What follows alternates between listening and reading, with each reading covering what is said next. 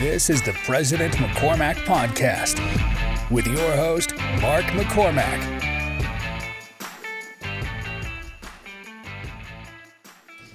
Ladies and gentlemen, Michael McHenry.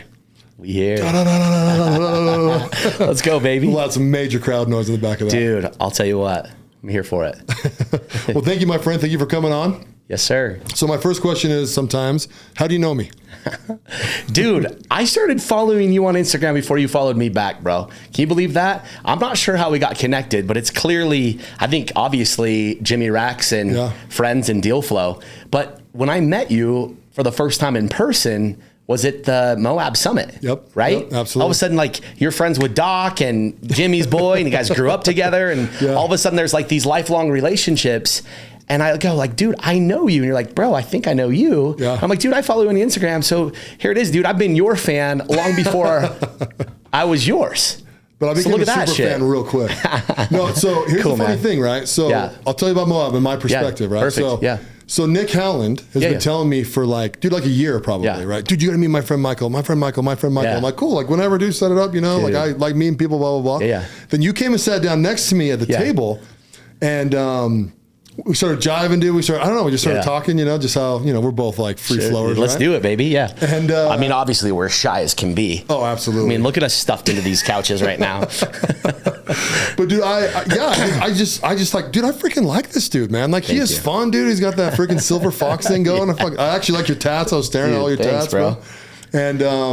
And dude, like you told me your name, and I honestly did not put it together for a minute. I was like, oh, Michael McHenry, that's cool, do that. And I remember this guy, you know? Yeah. And then I went up to Nick, and he's like, dude, you meet Mike? And I was like, what do you mean? He's like, my friend Michael, I've been trying to have you guys meet for like a year. I was like, oh shit, that's Mike. That dude, yeah. I'm like, oh yeah, dude, oh yeah. And then it was awesome. And of course, I love your restaurants, so I freaking go crazy. Well, dude, it's isn't it crazy, dude? Just alignment, small lake city, lots of relationships in parallel. You're like, literally, you're like 1, 2, 3 degrees away from like being best friends. Oh yeah. But you just don't even realize it, right? But all of a sudden, just like what we're experiencing with the We Are the They program, like just that whole movement and that group that we're associated with, it just gets these like-minded individuals together. So it doesn't surprise me that we have a bunch of overlapping friends. We just hadn't connected yet. And I was like, it was nice to also be in a room with a handful of other big dudes, right? It was like, okay, what's up, bro? Let's go. Yeah.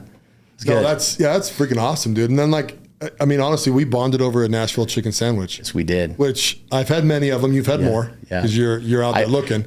I'll tell you what. Damn it, that is good at Oakwood Fire. Dude, hundreds of iterations, man. Dude, that fried chicken sandwich, bro, changed my life. No doubt. And to be honest, I had no idea. I just knew we could nail chicken, bro, and I wanted to bring it to the world, man. I just knew that there was a spot to take our vibe, to take our obsession with guests, dude, and then like buttermilk brine it, dude, and deep fry it and put it on a bun, dude, and serve it to people. It's it's bonkers. Then, dude, you add a little bit of spice and the good stuff. Secret sauce, though, right? It's the freaking mustard with the right combination with the coleslaw, dude. Bro, there's this interesting contrast between like the ranch slaw, dude, and the mustard. It just cuts different. It really brightens up the heat if there's the way to articulate that, right? Like I'm not a culinarian, I'm a concept creator. But I have worked, employed, and partnered with some of the brightest culinarians in the country. And there's just something to be said about the layers of flavor that Nashville sandwich hits on the Oak menu, dude. It's just crazy. And really, that was an iteration from the stuff that we've done with Dirty Bird, and as you know, and your partnership there and the things that are happening. It's super excited. Another opening just 3 days away right now, happening in Riverton. So Wags and the team, they're really taking it to the moon. And it's wild to see that, right? Like you think of this, right? That was in my mind, 2013, 2014. That's when I really knew I wanted to do it. And it was wild to bring it to market 6 weeks pre-pandemic, dude, right? Like the whole world shut down, dude, and Dirty Bird just opened its wings and went for it, dude, and it's still flying, baby. Oh, absolutely. Dude. And I've had both now, obviously, right? But I still like your first one. It's so, dude, it's they're so just good. Bro, they're just different. But I gotta be honest, man. The Nashville just, dude, it hits different. Well, it's chicken thigh. Yeah, and so Dirty Bird's chicken thigh as well. Well, exactly. Yeah. They're like, listen, the best sandwiches are thighs. Yep. Right? People can talk about the form and the consistency of chicken breast. There's no question, but there's nothing like biting into a fatty, you bite into a fatty thigh and it's just like, bro, it speaks to you. Well, like you want the moisture, baby. Yeah. Yeah. It's like that. It's a thin covering. And I agree with you on the spice. Yeah. The spice, I'm not a huge spice guy, like a little bit. Yeah, but when you have that coleslaw and the mustard on there, dude, it's just like you can handle more spice and it just hits you. Well, traditionally, they spice up chicken with cayenne. Okay. But we utilize Thai chilies. So I want the flavorful heat, right? That's one thing I love about Asian flavor profiles, especially in that spicy to hot thread. Obviously, all Asian food is typically spicy, right? And there's just a brightness to the heat where like a cayenne, dude, just burns your face off, right? Your tongue's burning, your lips are burning, your eyes are watering. I mean, dude, I've had chicken sandwiches before with my friends touring this years ago, and dude, literally, one of our dudes was literally he's sweating. Sweating, dude, and crying and just taking more bites because you're just all in at that point. But I wanted flavorful heat, bro. It's kind of like my life. Like I want everything to have just a unique seasoning and flair to it. Oh, yeah. So, well, chicken's terrible unless it's flavored. Oh, dude. Right? Well, everything's terrible unless it's flavored. Man, I'll agree with you. So I think I mentioned this to you. So I chaired the culinary arts board at UVU for like 8 years. That's right. Right? I agreed to do 3, did 8. It's kind of good for you, my man. problem in life. Yeah, right? yeah. And so I talk to the chefs all the time. That doesn't mean I can cook, by the way. Sure. I got to eat a lot. Yeah. And I'm like, dude, what's the number one mistake people make when they cook? And every time, everyone, the chef's like, they under season. Yeah. Like you have got to go crazy on seasoning. There is just something that it is a true art form to season to taste. Like you have to eat a lot and season a lot and really understand flavor profiles to know how to take something to that point of like, it's balanced. Yeah.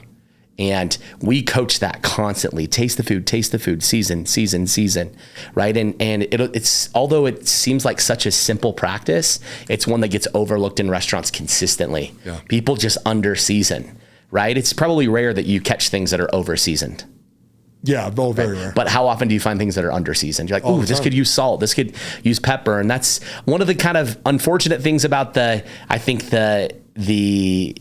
American, culture and population. It's like, dude, traditionally, and our parents and grandparents, and you'll know this for sure, like they sit down at a restaurant and before they even take a bite, they ask for salt and pepper. Yep. And they just like, naturally, they're just dumping it on top. And that's the problem with the American palate. Like we don't even give ourselves a chance to get to something that is well balanced. We just want to over season it because we think we're supposed to put pepper on the salad. Yeah. Or we're supposed to add more salt to it. And we're like, hey, in our restaurants, take a bite. Yeah. And if you need it, we'll bring it. Yeah. So if someone asks up front, like if you go to Sunday's Best and you ask for salt and pepper up front, our server will guide you to take a bite. Oh, good. They'll guide you to take a bite first. See, my arrogance is actually taking people to nice restaurants and they've gone to do that. I'm like, don't. Yeah. You know what I mean? Just like let it stand in its place. Yeah. Right. And trust me, dude, I love sauces. I'm the guy that honestly from time to time, dude, I'll dip my fries and my steak in a ketchup from time to time. It's just the reality. Like I'm saucy. Yeah. Like I love that. It offends some of my friends and especially the culinarians. At the end of the day, dude, we all have our palate. So I respect that, right? But just give the plate, give the entree, give that bite. Just give it a chance before you overwhelm it with your routine. See, I think the one thing that I always find that I think is over seasoned when you ask me that question, right, is when they freaking pepper steak and they just coat the whole thing in pepper and cook it. I hate that. Well, the only thing I don't like. I think that anything that's like blackened or crusted like that, you just have to realize that that's a flavor profile that you're either seeking or not. And so if you feel like that's a place of it, just say, hey, I'll take mine with salt and pepper. Yeah.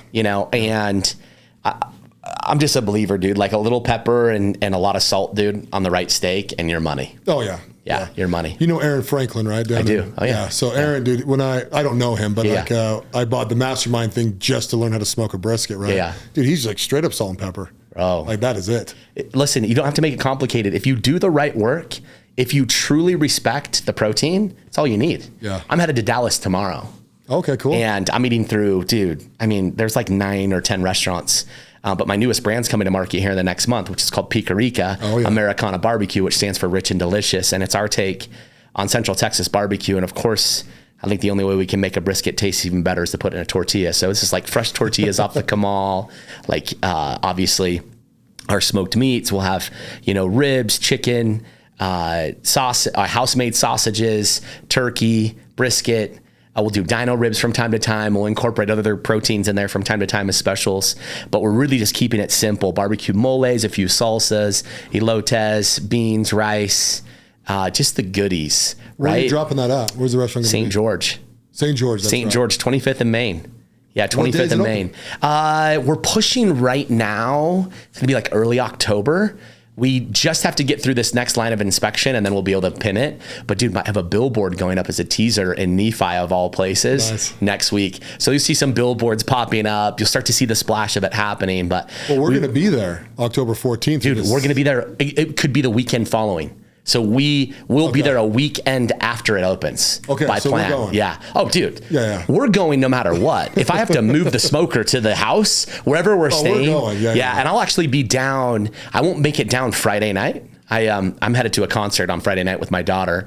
And she doesn't know yet. I'm taking her to Panic at the Disco for her 12th birthday. Oh, nice. Yeah. And her birthday's on the 12th. And so I'll be down like early Saturday morning. Yeah. Yeah. I just took my son Nixon to his first concert last weekend, Imagine Dragons. Yo, dude, I heard it was epic. Bro, it was I heard that concert was so good. So my cousin took his sons. Yeah, so I got the pit pass, right? Because I'm like, first concert, we're gonna mix it up with getting after it, yeah. Right? So I threw him up on my shoulders, which was just murdering me, right? Yeah, I got a bad back.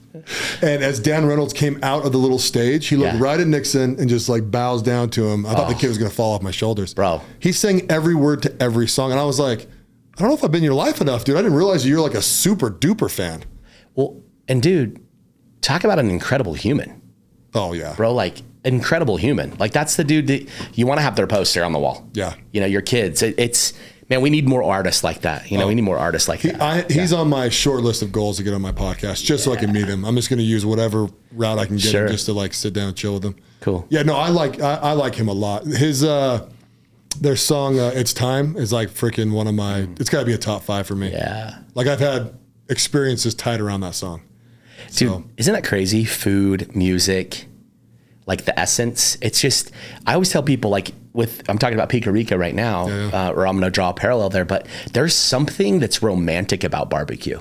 Oh yeah. The fact that you have to tend it, it's like a 30-hour process.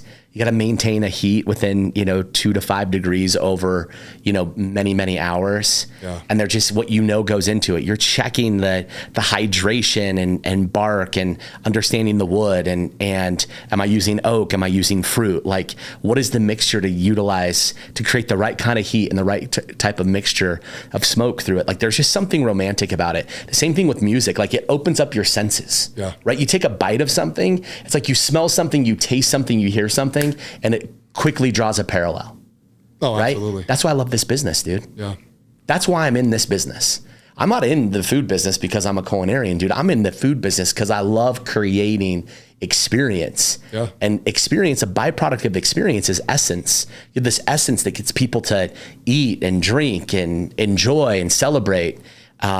And so, dude, I feel that way about food as I do about music. When you're kind of sharing, right? Yeah. I mean, dude, we like to have people over, dude. We're big in the charcuterie, right? Yeah. Charcuterie. I always say it wrong because I don't care. Yeah. It's about bringing everybody over, right? And it's like, dude, cheeses and meats and nuts and berries and chocolates and like, you start going crazy with that, dude. You get a glass of wine, dude, and it's like, I like to introduce bourbon, right? So if you're a bourbon guy, dude, it's like, dude, let me pair this up with you. Totally. This is the reason why the smokiness. This is why I have this one. Like understanding it. That's why a lot of times you add those bitters or other elements to it too. Oh yeah. Because that just like it brings an aroma, right? It's again, dude. It's just kind of sexy. Oh yeah, dude. Well, and you sit down, you get a couple, some couples around, even the kids playing around the backyard, dude, and the parents there. We're all sitting there talking and eating and sharing. It's like, hey, this is my favorite bourbon. This is my favorite. This is my favorite. I just smoked this meat for 18 hours, dude. When you leave, it's like, dude, I want to go back. I want to go back and hang out with these people. You start associating the good time with the food, with the drink, and then, dude, nothing is more connective than food. Nothing. Yeah. Like literally, nothing can connect community. Can connect friends, can connect the sociology of our communities like food. Nothing. Yeah. Right? I always say like a good restaurant or bar has the ability to shape and lead the culture within its environment. Like they are cornerstones, they're staples, they're that place of normalcy, right? Good and bad, right? The right restaurant can drive culture in that neighborhood, or the right bar and the wrong bar can do the same thing. Oh yeah. Right? But the reality is I think at times we don't realize how sacred that duty is of eating, right? We have to eat to stay alive. Yeah. But there's something about eating that helps you be alive, right? Yeah. The right drink, like you're saying, the charcuterie, the chocolate, the berry, the nut, the depth of the barrel, like I'm a big fan of High West, right? I have been for years. And I just stumbled upon Campfire, which is like a blended whiskey that they have. And the reason I love it, not that I'm into blended whiskeys, the reason I love that one though, is the depths. It has layers of flavor. Like it has layers of taste, and it pairs beautifully with the things I love to eat. Well, there you go. Right? Because I love cured meats. I love nuts. I love berries. Like those are just things that I love to get around, man. Yeah. No, it makes everything better. Absolutely. Yeah. So where'd you find your passion for this? Let's go back to the beginning. Dude, I'm telling you right now, I knew nothing about food outside of like being a consumer and being a fat kid growing up. Yeah. And I'll own that, dude. I was like, dude, I was Chunk from Goonies, bro. That's just how it was, bro. My friends were asking me to do the truffle shuffle. That's just like the reality. And you 80s kids will know what I'm talking about. And if you don't know, catch that movie. But dude, I only knew the guest perspective for obviously my whole life. I never aspired to be in the food business. I had the remarkable opportunity to be invited. I was about 20 years old, and the founders of Fat Cats, man, they ended up becoming the founders and co-founders of what is now Costa Vida. Back then it was Costa Azul. And it's one of those unique opportunities, man. You sit down at the table, you get this offer on the backside of a piece of paper, and in reality, you don't realize that that's that one decision you made that set up the next 15 years of your life. Like one decision. Yeah. Right. And I'm like, I made one decision in under 2 hours that changed my life forever. And I had no idea. And so I got the chance, man, to be on the founding team of Costa Vida. And I was there from one to many. And that just stacked my experiences. And so, dude, I didn't start as a busboy or a server or a bar back. I started as a GM. Yeah. It's like my first shot in the industry was being the leader. And it's kind of interesting, years later I reflect, and now I even reflect now, and I go, what I realized about my mentor, who's a very close friend of mine now, but Sean Collins is an amazing man. Pretty much he's got like that Midas touch, right? Everything he touches turns to gold in some way. Totally self-made, incredible story. But he just saw my potential.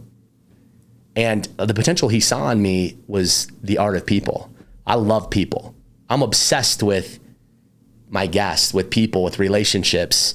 I'm not the guy that's like friends with everyone by any means. In fact, I've learned to become a much more thoughtful and participating friend. Big reason why I joined our men's group and the things that we're doing there is just to continue to create new thought partners and new relationships and new paths. But I got in this business because I love people. And then I found that over time, there's not a better conduit bridge or, ability to connect than a taco, man. Right? A taco or, a great cocktail or a hot honey pepperoni or a Nashville, right? Like, dude, our relationship started because we got to talk about a sandwich that's your favorite sandwich in one of my restaurants. And all of a sudden you had a friend talking to you for a year saying, you got to connect with this Michael dude. Yeah. And you're like, holy shit, that dude has my favorite sandwich. And I cannot tell you the rich relationships that have come from, dude, just food. And so I got in the business, man, not because I love cheese or I love wine or I can't wait to, find the best piece of steak, right? The reality is I can't wait to connect my neighborhood, my community, and the places that we serve over the best steak in the neighborhood. Yeah. My goal and aspiration in this industry is to have the biggest, most connective dining room tables in every community that I serve. I want people like you meeting new people, enriching their lives and harvesting and maintaining a great legacy of what they already brought to the table. Yeah. But I want to create that opportunity to further a community through our dining room tables. Yeah. Well, I'll tell you, dude, you've done it for me already. I've taken a lot of people over to Oakwood Fire. Thank you, bro. And it's only because I love the food. Yeah. You know what I mean? Well, that's not true because I like your people there too. They're always good. They really are. Thank you. And dude, for a neighborhood bistro, it's kind of interesting. Every time I push the envelope there, take something a little too advancing on the menu or do something a little too far reaching with the environment, the aesthetic, because all my stuff I love. Just like I love layers of flavor profiles, I love layers of concept and design. Yeah. Like I love seeing That's why you walk in, you see these big, bold wallpapers and interesting flooring and mixtures and great textures. But oak really is the definition of a true neighborhood bistro, right? The gals working the host stand go to high school in the neighborhood, right? My chef literally lives 3 minutes from the restaurant, 3. And I relocated him here from the South or from the Pacific Northwest during the crazy times of 2020. Or maybe it was like early 2021 when he moved out. But dude, and he joined me in another one of our restaurants, but I always knew from the time I interviewed him that he was the right executive chef for Oak. I just knew he was the right guy.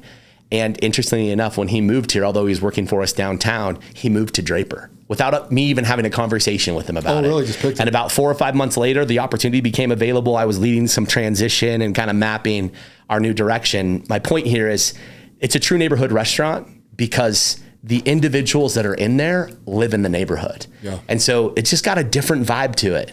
And of course it has to be delicious, but we like that casual nature of the service for sure.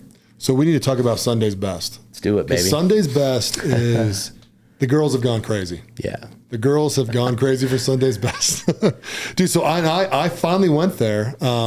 By the way, I loved all the love that you gave us on social for that. And you kept DMing me. Like, I felt like every bite you were sending me a picture. I'm all, hell yes. Let's go, big dog. Well, so I take my daughter there for her 7th birthday. Right. And there was like a whole group of you, like 7 or 8 or? No, it was just my little family. So just 5 of us. There were 5 of you. Okay. Yeah. I just remember the pictures. You were like, you wouldn't know this, but you were at table 20. Yeah. When you were sitting there, it's table number 1, of course. Right, but of course. Like, yeah, you were at like a 6 top table. So I assumed that there were 5 to 7 of you. Oh, right. Yeah. But I know you own it, right? So I just taking a couple pictures, tag you in and be like, dude, come to my boy's freaking restaurant, dude. Next thing I know, I got 37 freaking appetizers up my, dude, you sent so much food to the table. They were like, hey, it's on Michael. I was just like, and it's actually cool because I had your bun. It was like the fried chicken with the caviar bun, right? Is that what it is? Yeah. Fried chicken steam buns. I would never have ordered that because I'm nervous of caviar. And then I started eating it, dude. And I was just like, this is so good. Well, that trout roe, because you remember, that's also there because it brings that depth of seasoning. Yeah. It's just another layer. Yeah, and the trout roe is like a good way to introduce yourself. Although I do believe that caviar eats far better and is not as intimidating as a fish egg, like a large, fish egg. Like the trout roe is the size of a pearl, as you saw, where caviar is just tiny. It's like a little rice puff. Right. I've never had it. Did you have the white barbecue sauce on the side? Oh yeah. So I think I had everything. Dude, the white barbecue sauce is obviously inspiration on the Picarica menu. But we do that too. We layer it. Like, dude, so many of the items that you're eating at Sunday's Best, we ran on our other menus. We tested them at Provisions. We tested them at Oak. Like, we didn't just start with that beignet. That beignet is like, again, you're going to hear me say hundreds of iterations because it's true. Like when we nail a staple, we have literally developed it, ate it, adjusted it, prepped it, cooked it, burned it, undercooked it, smashed it, threw it, held it, all the things that you can think about to go into like something like the beignet. Yeah. Right. And so, dude, I love it. Mike, obviously send me a picture. I notify the team. I got a VIP in there. Did they take good care of you though? Oh, absolutely. Yes. Yeah. What was that like sitting down in there? You say, hey man, you've built Sunday's Best for the gals, but what was that like for you when you sat down? So the thing that's weird with me, right? So to me, until I ate there last time, that's training table to me, right? Yeah. Because I've been there 1,000 times. Totally. Which by the way is coming back. Is it really? Bro, did you see that? No. Yeah, dude. I don't know if it's the original family or the daughter or if they sold the licensing to it, dude, but they've been teasing it on social recently. They're reopening a location. They won't be reopening that location. Of course not. Obviously, although it was a staple because I own that building too. Good. Yeah. Dude, that's wild. I didn't even think about that. But kind of going back, so when I actually sat down, I looked at the decor, right? First thing. Because people talk about it a lot. They like to take the picture with the neon sign, which is cool. Yeah. And like, dude, I sat down and I was like, oh no, they've actually paid a lot of attention to this, right? Oh yeah. I mean, how did you guys do the decor? Dude, just the thought that goes into that environment. Like to me, I oftentimes talk about like a good business, like especially in our industry, like a good restaurant used to build over time and consistency, right? Mm-hmm. But now it's about building brands. Like people believe in them. They love them. It's emotional. Yep. And dude, brands are built in the details. Like the plate, the napkin, the fork, the glass, the composition on the plate, the flooring, the table, the chair, everything And that concept is built to stimulate an experience. Yeah. And it's there to guide you. It's like, I should take a picture here, but it doesn't tell me to take a picture here. Right. Or like, I just get up and naturally walk in the direction that I believe the space is telling me that's where the restrooms are. Yeah. Right. I feel like a space is always so well designed if you can walk in and just know naturally where the restrooms are. True. Right. Yeah. And it took a lot of intent. It took a lot of intent. Yeah. And there were some great bones for us to start with. You know, there's a reason why, you know, training table, although its architecture seemed kind of boring, the reality is that they were well designed. Like they built good flow. So it just gave us good bones to work with. And then we brought the layers of detail. Because you kind of have rounded corners in there, if I remember right. Like the building's rounded corners, right? On the inside? No, they're square. That? Yeah. See, dude, I'm like, I can picture your whole dining room right now. And I'm just like, it's so different. Yeah. From what I don't know what it was. I wasn't expecting anything. But then when I went in, I was like, oh, dude, this is cool. Well, I love that too, because when you walk in, I want you to feel like you're on vacation. Yeah. Like my partners and I, it was like, we just wanted you to have that essence. Like, dude, am I in Palm Springs? Am I in South Beach? Like, where am I? Oh, it feels like Florida. Like you just walk in, you're like, wow. And of course we had inspiration from San Diego and from Miami and Palm Springs, San Diego. Like we had a lot of coastal, you know, influence, because that's a vibe that we feel like you know, I just like to be kind of casual in that sense. Right? It's like kind of like a mullet, you know, like you're all business up front, but you know, you're party out the back. Like for us, it's like why we feel like we express ourselves through our design and our environment. It's like the true anthropology of space. Yeah.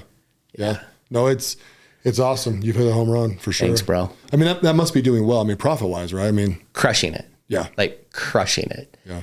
I have had the beautiful opportunity to be, you know, on the founding team, the founder, the co-founder, you know, chief of many brands. Yeah.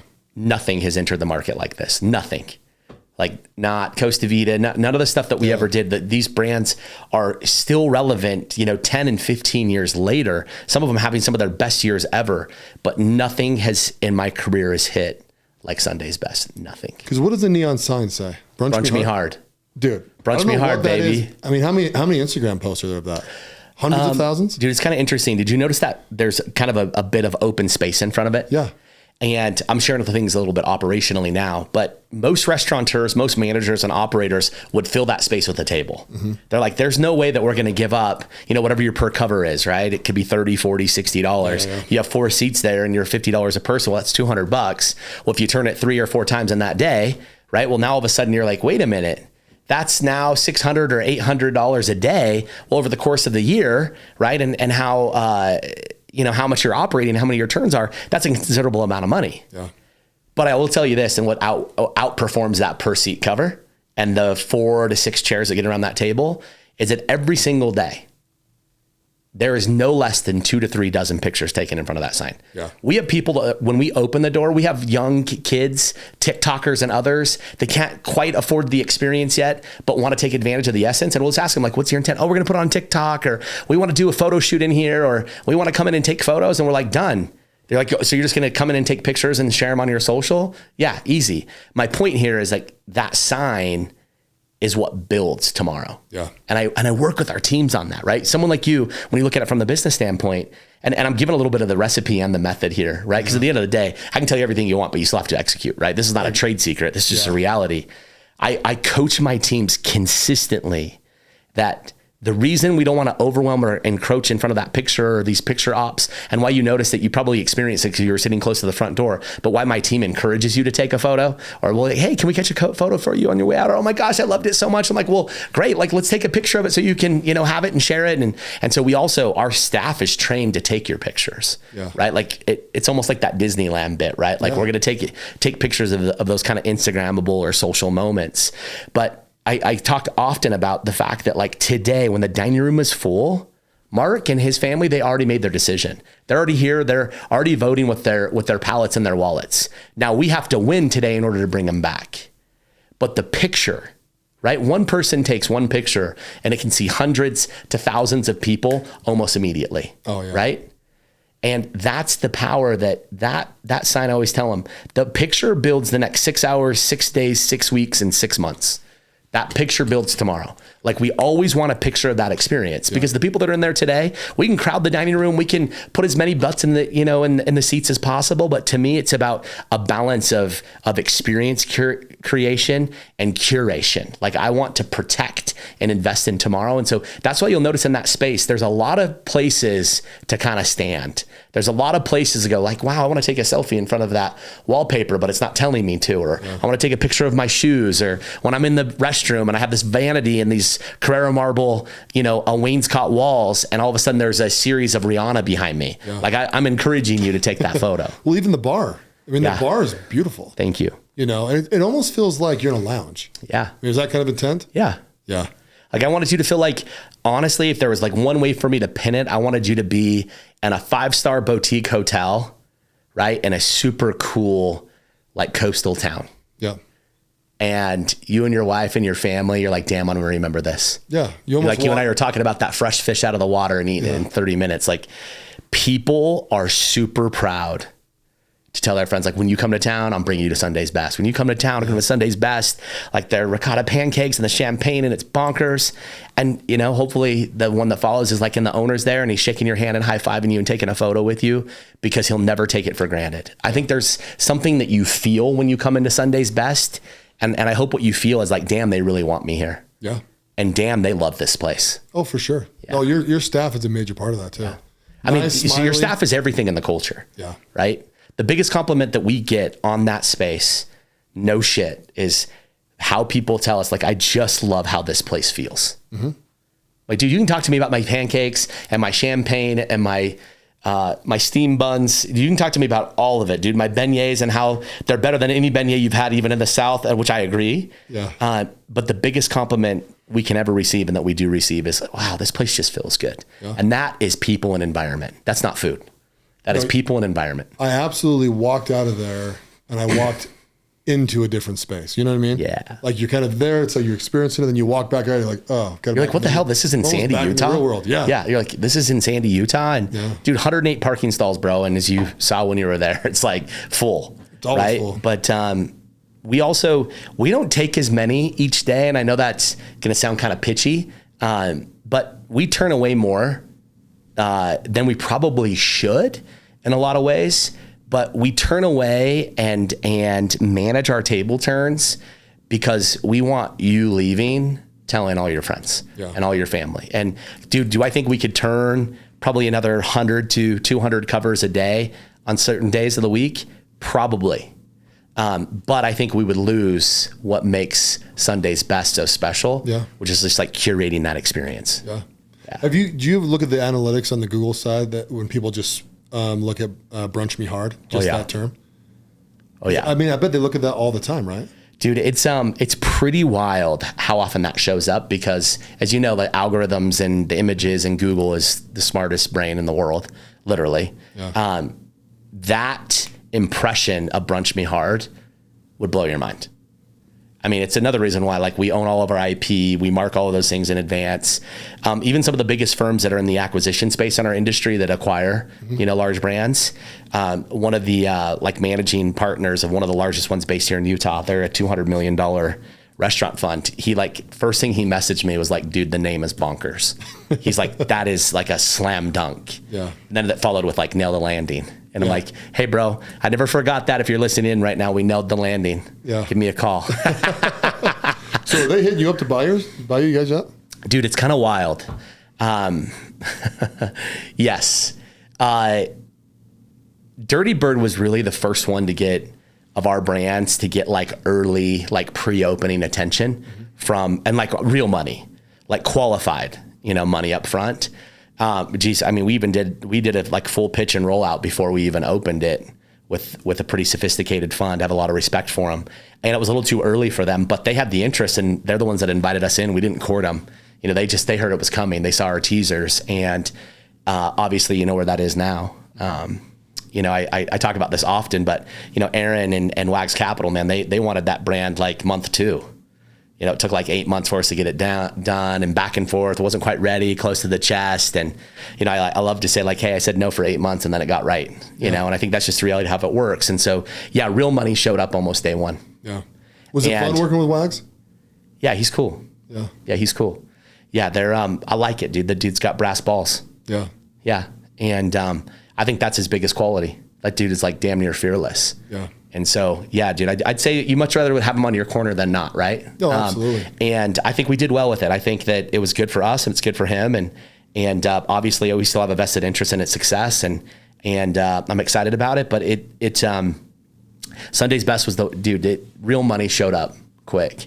And that's why we're going to scale, right? We have several already under contract and our second location's under construction now. Our third, we should take delivery on next month. Can you announce where the second one's at? Yeah, St. George, right on the boulevard, baby. Yeah, like, do you remember the old Sakura space?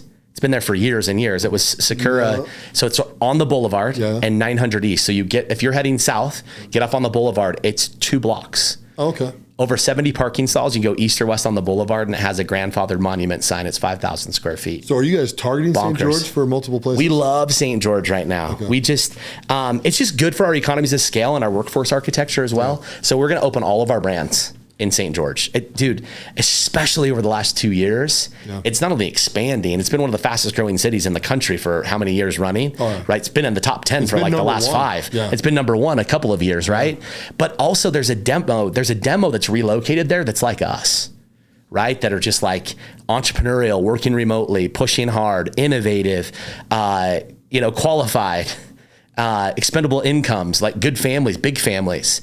And I love it because not only is it captive, but it's also like this international like melting pot because of the national parks and its association to the international in Nevada, in Las Vegas, and where we are in Salt Lake City. And I love the thoroughfare of I-15. So, bro, it sounds like I'm a little bit romantic about St. George, but it's time. Yeah. And it's underserved.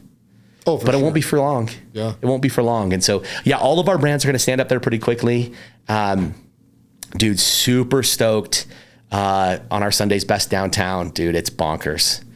It's next level. The Pancakes and Champagne Club, dude. It's just, it's different. Yeah. Rooftop, overlooking the city, end cap atriums. Like, dude, it's going to be that one where you're like, okay, got it. Like, check that box.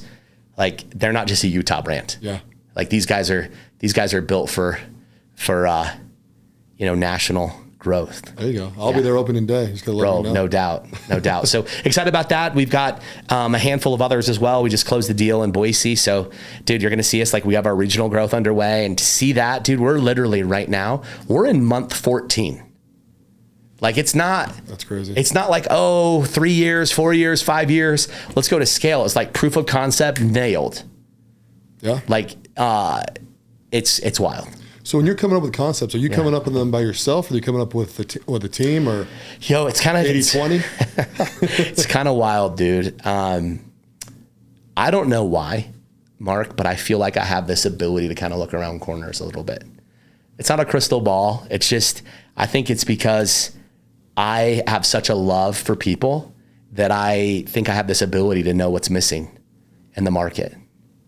Right? Like barbecue, dude. People were like, dude, barbecue's saturated and there's so much of it and it's overwhelmed. I'm like, yeah, but they've removed one of the most most engaging and most like thoughtful and romantic parts of barbecue, which is that sacred conversation with the pit master and like meeting a meat cutter and talking to someone who like hand rolled the tortilla and actually tended that fire. Yeah.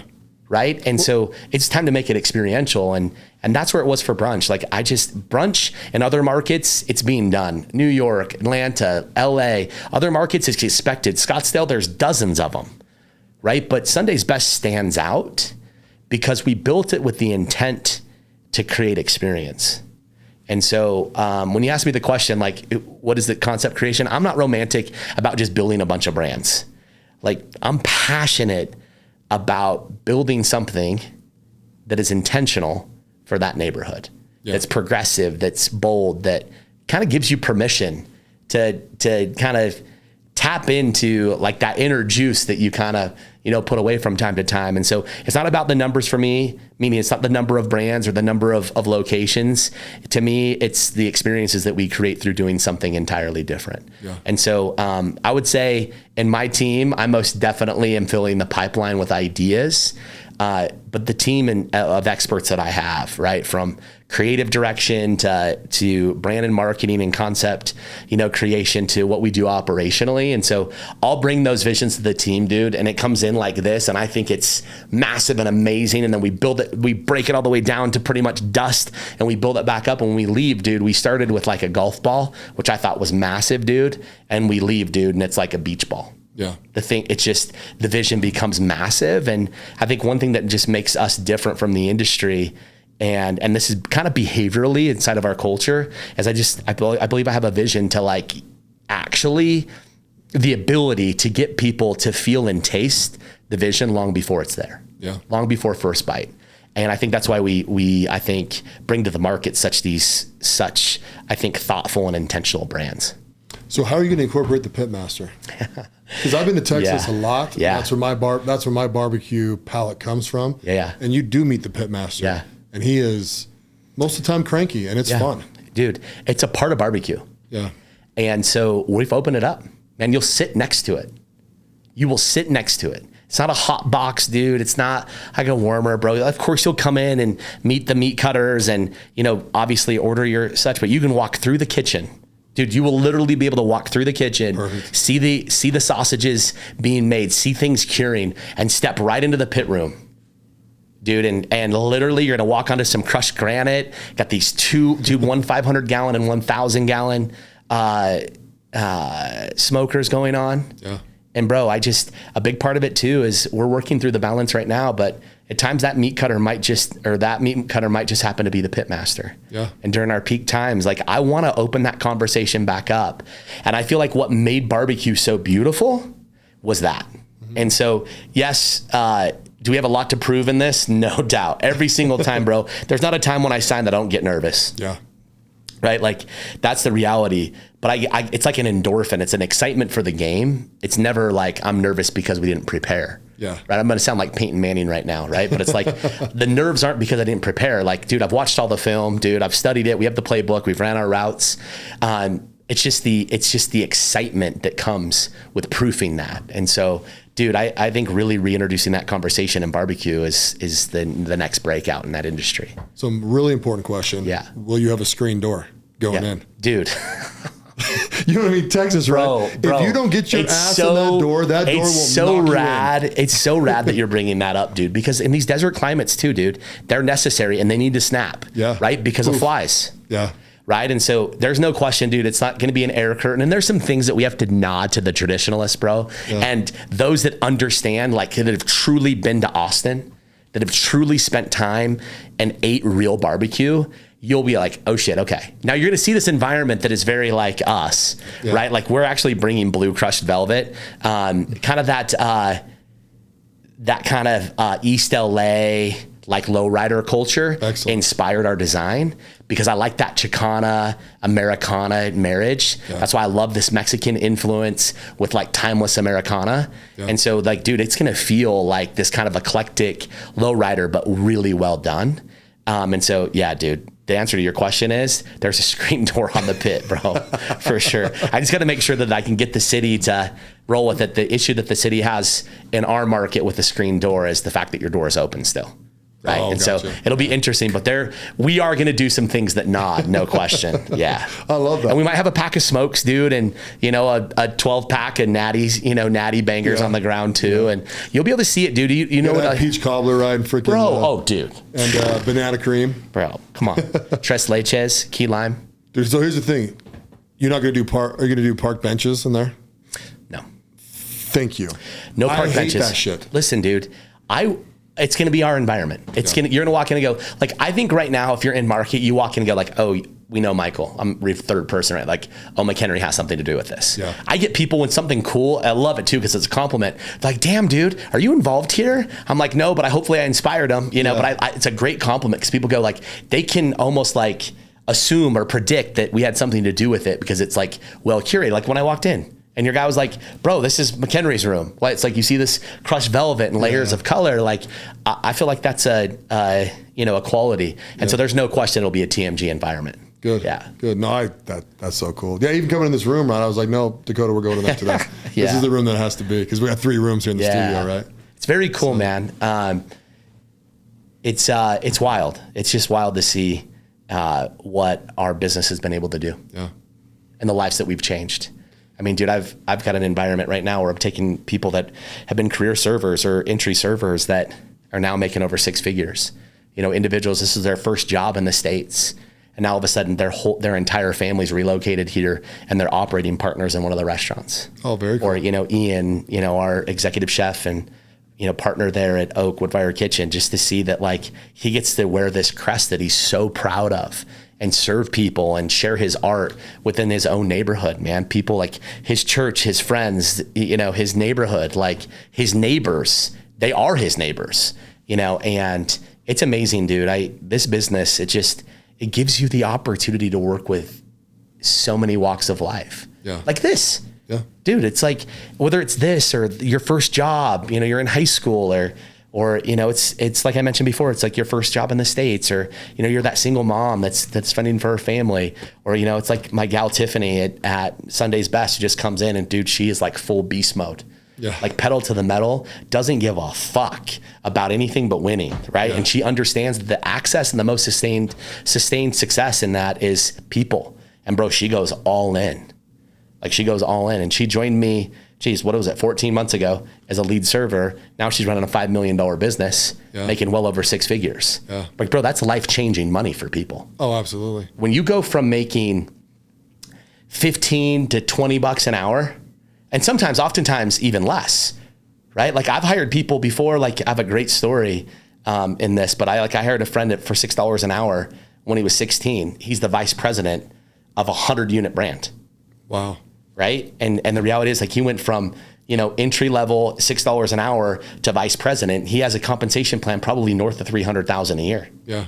Bro, that contrast. Now, how many years? That took 15 years. Yeah. But the reality is, and so I share that because I just love that this industry has so many different walks of life, and it doesn't matter where you come from. It doesn't matter what your background is. It doesn't matter what school you went to. It doesn't matter what family you're from. It just matters how you show up. And we've built a model that if you show up every single day, you will fucking win. Yeah. No, that's freaking amazing. And get rewarded. Yeah. Right. And there's few industries like that. Yeah. Oh, very few. Yeah. Because it's just hard to build compensation plans like that sometimes in certain industries. Well, dude, there's a certain expertise, right? Or a specialty. And for us, it's like, and my leaders, dude, it's all performance based. Like be a rainmaker, get rewarded. Yeah. Right. It's basically sales.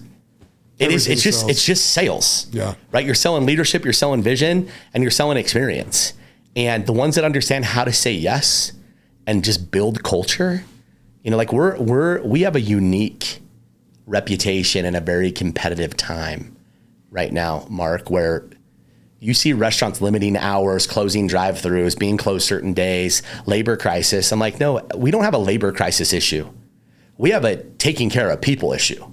Like give people a reason to work for you when they show up.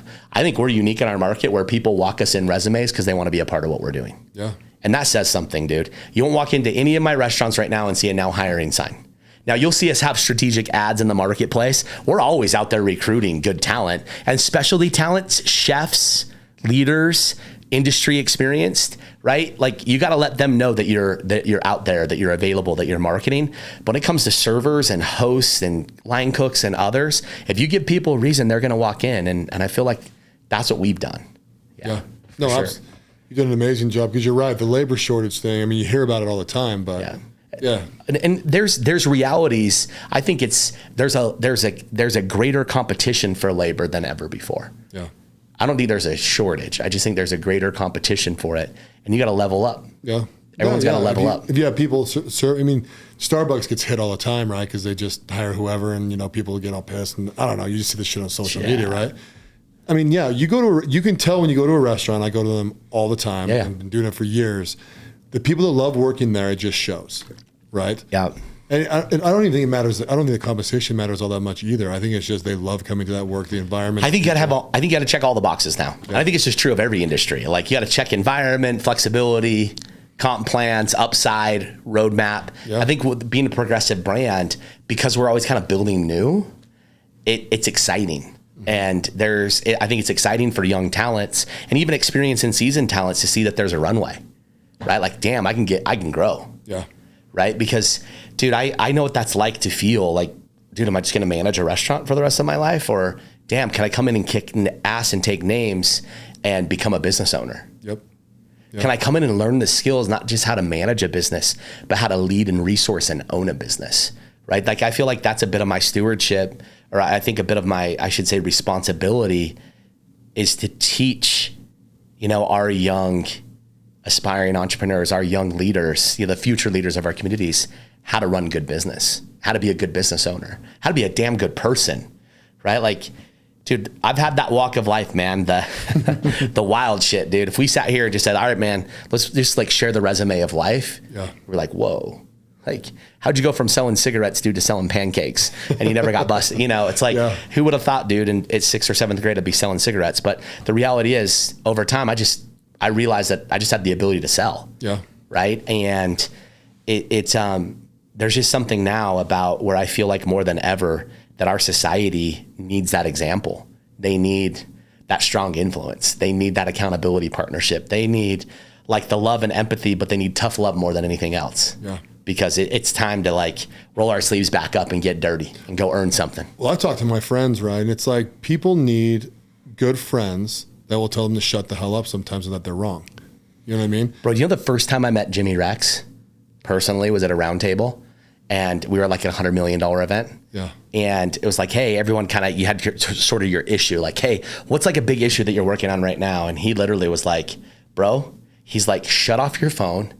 Don't listen to another person and just go up in the mountains and pay attention to what your intuition's telling you. He's like, bro, you just got to shut the hell up. Like you're all over the place with this. Yeah. And he's like, just get to this place. And bro, believe it or not, man, that opportunity that I was speaking to him about without sharing it in full detail was the Dirty Bird acquisition. Oh, okay. And he did that, dude. Before I even really knew him, he was like, bro, he just shut me off. He shut me down and just told me what he felt like I needed to do. Yeah. And he was right. And that's what you got to do. Like, you got to get around people that are willing to shock your system, that are willing to put a couple fingers underneath your rib cage, right? I work with a coach. I've been working with him for several years outside of Jimmy. And, one of our first engagements, he just told me, he's like, bro, you don't intimidate me. Like, I don't work for you. Yeah. Right? Like, I'm going to make you uncomfortable. That's my job. Yeah. And I hired his ass on the spot. Yeah. Well, I think those guys too, the thing about it is like your friends that will tell you to shut the hell up, whether they're right or wrong, that just kicks you in a mindset to reflect, right? It's like, freaking has the audacity to say that to me, Then you go off and you think like, oh, I do need to shut the hell up and kind of just focus on the stuff, And I think also too, like you, man, and we didn't talk a lot about your business by any means and things that you've done, but you also you build this groove where the people around you, like, dude, they're plugged in. You're the leader, resource and vision, North Star. Yeah. Like go. And, we all need that thought partner. We all need that outside perspective. Like, dude, my strongest friends, the biggest, hardest, most dense balls you see on Instagram in our market and those entrepreneurs, bro, I have literally been in offices and cars and dining rooms balling like babies with them. Yeah. And I'm talking the ones that we all know that right now flip off everyone on social if they choose to and champion the flag, whatever those things are. Yeah. And each of those dudes, they have those moments of weakness. They have those moments of like, bro, what the fuck are you doing? Yeah. Oh, absolutely. My boys are like, dude, are you going to continue these behaviors, man? Yeah. Are you going to continue to just like leave that kind of wake? Yeah. And there's no question, dude, that accountability partnership now, and I think there's a strong male influence that is so necessary. Yeah. Just like that present feminine relationship, like women need to be in that feminine space. Like men need to be in that masculine space. We need to coexist the way that society, like why we're here and our purpose. And I don't want to go too deep in that, right now, but we have a responsibility in that, Mark. Absolutely. Just like you, sharing the good stuff here. No, I love it, dude. Yeah. That's why I love the group, dude. We got together. Like, I want the strong-minded bros to get together. I don't know if it's 10, I don't know if it's 50, I don't know what it is, right? Yep. And have us just be honest with each other. Like, hey, these are some things I'm struggling with. I said something blow up on my life the last couple of weeks. We don't have enough time to go into it, but I have a good life. I've done some really successful things, and even me, dude, I have things that just come out of nowhere and smash me. Listen, dude, success you have to earn, man, right? Yeah. And I believe that like strong relationships you have to earn, right? Like I learned a hard lesson, man. I didn't realize that you had to actually continue to fall in love, bro. Like every time I go to a wedding, you know, a engagement party, or dude, I went to one, you know, this Friday night, dude, and I put on the message, I like Venmo'd him. I thought it was really slick. You just Venmo, send your money over. Yeah. And I said like, just never stop falling in love. Right. And dude, I've most definitely, like my world has, I'd love to say it was like ebbs and flows, but in my personal life, it's more like peaks and valleys. Cause I wasn't watering the garden right. I wasn't paying attention to things. And, you know, we talk about this group, dude, but Mark, it's one of the things I love about you, bro. And I've manifested this over the last couple of years, bro. You love your wife endlessly. Yeah. And your family, bro. And you're like, my wife comes before my business. Yeah. My family, right? True. Dude, my 100%. Eyes are watering when I tell you about it, dude, because when I walked into that group, dude, I was blown away by how many of the men that were in there that are just crazy successful, that their number one is like my wife, yeah, my kids, my parents, yep, not my money, not my house, not my deal flow. Yeah. And I feel like for the longest time, dude, and I'm talking decades, it wasn't that way. Yeah. Like, dude, if it was, I'd have seen those mentors and I didn't see them, you know, for a long time. And I really feel like that's why I ended up in this group with you guys, is a bunch of great husbands and a lot of great dads. And I was shocked by that. And then I was like, damn, I'm supposed to be here. Oh, dude, when I mentor people, dude, yeah. like my number one thing, I'm like, dude, you got to have a partner. Even if it's a wife, a boyfriend, a girlfriend, whatever the hell it is, dude, that partner has to be there for you and you got to commit to him. Dude, it is insane, the power in a good relationship. Dude, so we share a friend in Sean Whalen, right? Mm-hmm. And this is, you know, a year ago or so at this point. And he and I are going to work together on some coaching. And he's like, hey, dude, he's like, you're a one-on-one client for me. You're not like a den client for me. Yeah. And he, you know, we had a 30-minute conversation, dude. And that 30-minute conversation probably moved my personal life more than any one other conversation that's ever taken place. And I remind him of that from time to time. He knew a lot of the work that was in front of me. And dude, I was broken. Like I was in a different space, man. It was hard, dude. And, you know, I was separated at the time, dude. And he bounced back to me and he had a bunch of questions. He said, hey, and at the end of it, he's like, hey, if you can answer these questions, then here's the wiring instructions. And you know, this was no small amount of money. This would have been the most money I'd ever paid for something like this before. Yeah. But it was like pretty casual. And one of the questions he asked me just said, hey, but dude, if you're not, you know, sure about staying with your wife, then I'm just not the guy to work with you. He goes, it doesn't matter to me either way, but I work with people who have partners because that's who I am. Yeah. Like I believe in that. Right. And I thought it was interesting, like, and also a lot of respect for him in that scenario, because he's going, listen, hey, wire me, you know, $60,000, but only if you can answer these questions. And it was like, well, if it was no to that question, then don't wire it to me. Right. And it was like, to me, it was like, okay, wow, this guy's going, listen, it's not about the money for me. It costs money because I'm an expert and it's going to take my time. But I'm unwilling to kind of bend around for my client. I want that. And what's interesting is at the time I was really on the fence. Like I'm separated. There's issues going on and I'm kind of torn in these directions. And like I said, dude, I'd been absentee at best for many years. Mm-hmm. And I found myself thinking I was a great dad and I was a great provider. And, you know, I thought I was a good husband. And the reality is I was a shitty one. And that was the first moment that it started where I was like, oh shit, there are like strong men out here in our communities that want to help build other strong men. And dude, that's who you are. That's who this group is. Yeah. And that's important to me, bro, because I really aspire to be a great husband and a great father and a good businessman. Well, I got your back. Yeah. 100%. Yeah, bro. I love that shit. I mean, I actually love that stuff. Dude, I think it's part of why I'm here with you, dude. Yeah. I think it's part of why I'm here with you. Like I've realized, like I was just in Mexico last week, dude, there was 17 of us. And bro, I just looked around and I'm like, damn, these are my friends. Like I've manifested these relationships. Some dude, it was the first time we'd ever been on vacation together. Yeah. Dude, two of the couples, We're literally had become friends in the last year, but yet we're having conversations like we've been friends for 20. Dude, like we've been friends for 20. And that was a big deal to me, dude. And I stood back from that and went, I have surrounded myself, dude, with some great people.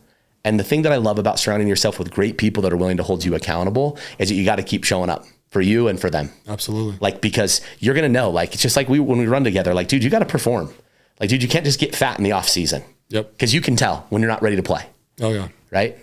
Yeah. I've gotten real heavy on people's being weak-minded or strong-minded. And I really think it's black and white. And there's some people in the middle struggling, right? And they can be bumped either way. But it's like, if you're being weak-minded, you got to fix that shit now. Yep, totally. Because like, if you have that, you won't have anything else. Yeah. Strong-minded guys, we want to run. Not only do we want to run, we want to shoot down a rocket path. You know what I mean? You want to get it done. Yeah.